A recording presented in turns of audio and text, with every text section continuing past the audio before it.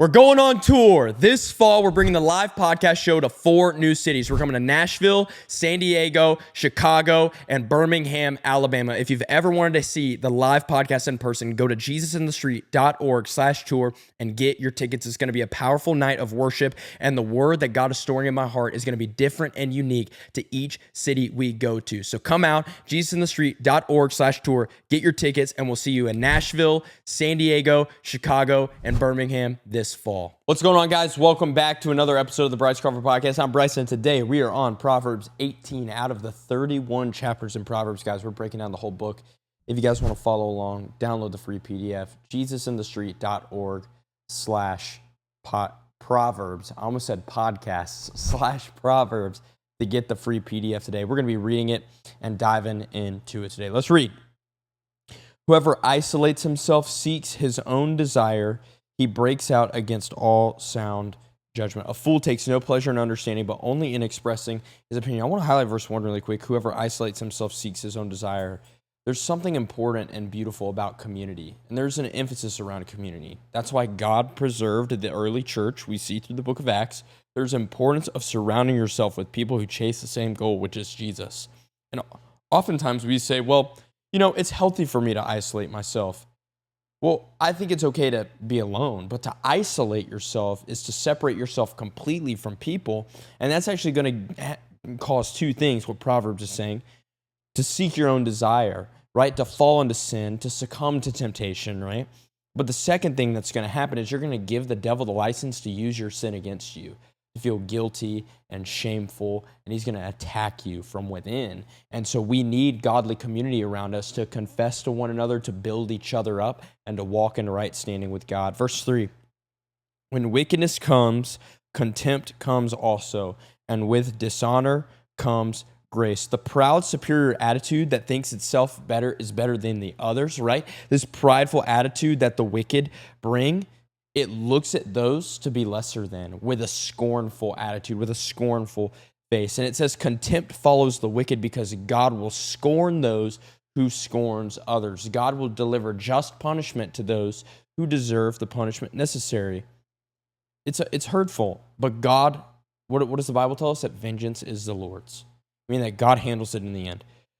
Verse 4, the words of a man's mouth are deep waters. The fountain of wisdom is a bubbling brook. So Proverbs is now saying, we're going to read a few verses later in verse 8, that this idea that not everyone's speech is necessarily deep and meaningful. We know that some people abuse the power of the tongue. Some people use it rightly. But when it says that the words of a man are the words of a man's mouth are deep waters, what it's saying is that we reveal the depths of our heart by what we speak. You can tell the depth of someone's soul and heart merely by what they say. Because when the wellspring of a man's being is rooted in wisdom, it will flow out in their words. But when the fountain of someone's being is coming out in foolishness, you will know as well. Verse 5, it is not good to be partial to the wicked or to deprive the righteous of justice. A fool's lips walk into a fight, and his mouth invites a beating. A fool's mouth is his ruin, and his lips are a snare to his soul. Maybe the fool just needs to be quiet sometimes, like we remember in the last episode.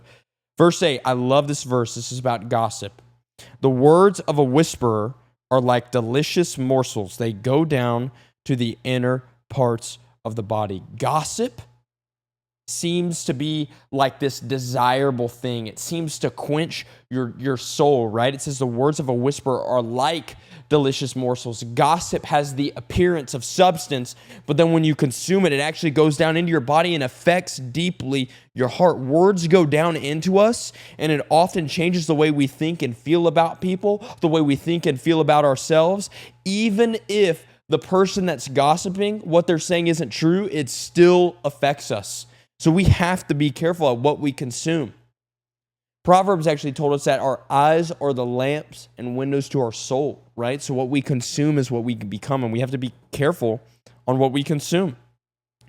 Verse 9, whoever is slack in his work is a brother to him who destroys. The name of the Lord is a strong tower. The righteous man runs into it and is safe. So God provides a wonderful, strong defense and protection. Psalm 91 hints to that as well.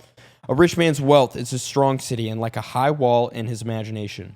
Before destruction, a man's heart is haughty, but humility comes before honor. Pride leads to destruction. Humble yourself, or your sin will humble you. Humble yourself before God and his character and his word and his wisdom, or it will humble you. And that's not a place we want to be in. God doesn't want you to get humbled by his word. He wants you to humble yourself before him. The last thing he wants to see you do is hurt yourself because you were too prideful. So take the words of the Lord and humble yourself before him. If one gives an answer before he hears, it is his folly and shame. How often do we speak? We're so quick to speak. We're so quick to get our opinion out. We're so quick to do this, that, and the other. But don't do it. Wise people know that humility leads the way to honor. I forgot where I was at because I looked up. Verse 13. If one gives an answer before he hears, I just read that, it is his folly and shame. A man's spirit will endure sickness, but a crushed spirit who can bear? An intelligent heart acquires knowledge, and the ear of wisdom seeks knowledge. Your heart and ears must both be seeking knowledge, not just your head, but it has to rest in your heart. A man's gift makes room for him and brings him before the great. Verse 17, the one who states his case first seems right until the other comes and examines it. Oftentimes we think the first one to plead his cause is going to be correct. Oftentimes we think the first one to share their side of the story is right because we're quick to take their side against other people, but that's not true. Judgment is very different when the other side is heard from his neighbor. So we have to be able to weigh things in a just manner. Verse 18, the lot puts an end to quarrels and decides between powerful contenders. When an outside authority settles tension, settles strife, settles disagreements, it can keep mighty warriors, best friends, and family from fighting and killing each other, killing their relationships. It is important to have some outside opinions sometimes. Verse 19, a brother offended is more unyielding than a strong city, and quarreling is like the bars of a castle. There's a price to pay when you offend a brother. Be careful what you say and do to those closest to you, because to win him back to friendship, to win friends back to friendship, it's difficult. It's hard when you break the trust of people and then you try to win it back and build it back. Verse 20. From the fruit of a man's mouth his stomach is satisfied. He is satisfied by the yield of his lips. Death and life are in the power of the tongue, and those who love it will eat its fruits. Verse 22. He who finds a wife finds a good thing and obtains a favor of the Lord.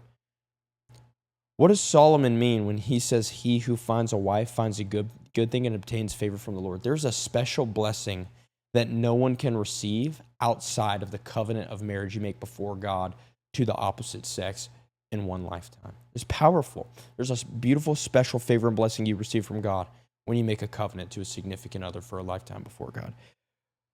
For the man and for the woman. But he's speaking to the son here, right? The context of Proverbs. Verse 23, the poor use entreaties, but the rich answer roughly. A man of many companions may come to ruin, but there is a friend who sticks closer than a brother. Guys, I pray Proverbs 18 was encouraging to you, these nuggets of wisdom. If we could summarize all of Proverbs 18 into a thesis statement, it would be tame the tongue. Watch what you say. Watch what you listen to. Watch what words you submit to, and hold steadfast to your heart. Love you guys. See you guys tomorrow for Proverbs chapter 19. Guys, thank you so much for watching and listening to this episode. If you guys like it, subscribe to us on YouTube, follow us on Spotify, Instagram, and TikTok. Bless you guys, and see you guys next week for the next episode.